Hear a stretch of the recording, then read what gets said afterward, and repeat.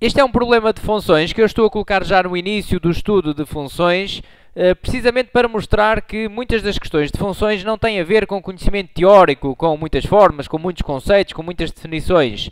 Resultam apenas de uma interpretação no contexto real. Uma função é algo que pode representar uma situação real, não é? Que está a acontecer. Este é um exemplo disso e eu vou então resolver para mostrar como podemos fazer sem saber sem ter qualquer conhecimento então de funções, apenas olhando para o nosso contexto e percebendo o que se está a passar, não é? Temos então, na figura 1 está representada uma roda gigante de um parque de diversões. Um grupo de amigos foi andar nessa roda. Depois de todos estarem sentados nas cadeiras, a roda começou a girar. Uma das raparigas, a Beatriz, ficou sentada na cadeira número 1. Portanto, está aqui a Beatriz, que estava na posição indicada na figura 1 quando a roda começou a girar. Portanto, no instante inicial, a roda está nesta posição. A roda gira no sentido contrário ao dos ponteiros do relógio e demora um minuto a dar uma volta completa. Portanto, ela anda neste sentido, desta seta, e demora um minuto a dar uma volta, não é? Seja D a função que dá a distância da cadeira 1 ao solo t segundos após a roda ter começado a girar. Em qual das opções seguintes pode estar representada parte do gráfico da função D? Ou seja, queremos escolher qual destes gráficos representa a função que dá a distância da cadeira 1 ao solo. Isto é o que eu acho que é muito importante, é nós percebermos logo de início.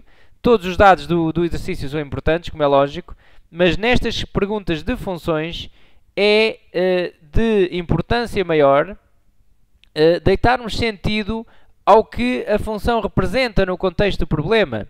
E neste caso representa, nós queremos a função que nos dá a distância da cadeira 1 ao solo em cada momento, ok? T segundos após a roda ter começado a girar. Ou seja, para cada instante T, nós queremos relacionar a distância da cadeira ao solo. São estas duas grandezas que queremos relacionar. E como podemos ver nos gráficos, realmente, um dos eixos tem o t, ou seja, vai variar o tempo, e no outro eixo está o d de distância. A distância, então, da cadeira 1 ao solo em cada posição, ok? Vamos, então, ver o que se passa neste contexto. Por exemplo, no instante inicial, quando a roda está a começar a andar, a distância da cadeira 1 ao solo é dada por este valor.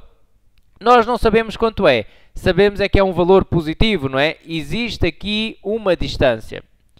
Bom, todos os gráficos têm no instante inicial, portanto, quando o t é 0, o valor da função está aqui, neste caso. Neste caso da função b, está aqui. No caso da função c, está aqui. E no caso da função d, está aqui. Portanto, aqui pelo instante inicial, nós não podemos dizer nada. Todas elas verificam aqui um valor positivo, não é? Mas vamos continuar o movimento, não é? Vamos fazer o movimento e ver o que é que poderemos excluir aqui nos nossos gráficos. Por exemplo, quando a cadeira começa a andar e a cadeira 1 vai ocupar depois a posição 2, não é? Reparem que a distância desta cadeira, da cadeira 1, quando está nesta posição ao solo, aumentou, não é? A distância aumentou. Quando a roda começa a girar, a distância ao solo da cadeira 1 aumenta. Bom, isso, reparem, nesta função a distância começa a diminuir. Reparem que, se eu considerar aqui um instante qualquer t, a distância será esta. Diminuiu, passou deste valor para este, aproximou-se de 0, diminuiu, sendo positiva, não é?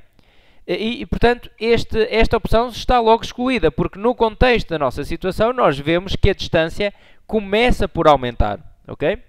Bom, todas as outras aumentam, ok? Então, até aí tudo bem.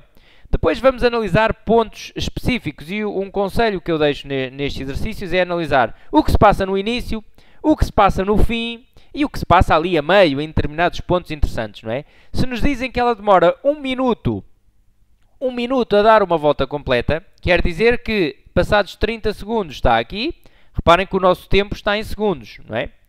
Passados 15 segundos está aqui, porque uma volta completa é um minuto, são 60 segundos, não é? Metade são 30, metade de 30 são 15. Aqui na cadeira 7 serão 45 segundos. Aos 45 segundos estará aqui na cadeira 7. Temos aqui pontos a estudar, não é? Poderemos então ver que quando a cadeira se encontra nesta posição, a distância ao solo é máxima. É a máxima, porque nós vemos que depois começa a diminuir, não é? E, portanto, é a distância máxima é passados 15 segundos. Vamos ver, neste gráfico B, realmente, quando t é 15, aos 15 segundos, a distância é máxima. Há aqui um valor máximo da função, não é? Aos 15 segundos aqui a distância também é máxima, mas aqui não. Reparem, neste gráfico, aos 15 segundos, a distância continua a aumentar. O que não acontece aqui na nossa situação, não é? Aos 15 segundos, a partir dos 15 segundos, a distância já será menor, não é? Reparem aqui no ponto 4, a distância já diminuiu relativamente à posição 3, a distância ao solo, não é? E, portanto, este gráfico também está anulado por essa razão. Ficamos então entre estes dois. Quando estamos entre dois, a decidir entre dois, poderemos observar qual a diferença entre eles. Reparem, há aqui uma diferença, é que aos 45 segundos este gráfico tem aqui uma determinada distância positiva ao solo, e neste gráfico, aos 45 segundos, diz que a distância é 0 ao solo, porque vai coincidir aqui no 0 no eixo da função, não é? E, portanto, o valor a imagem do 45 aqui dá 0. Bom, o que é que acontece na nossa situação real? Aos 45 segundos, a distância da cadeira 1, quando está nesta posição, ao solo é 0?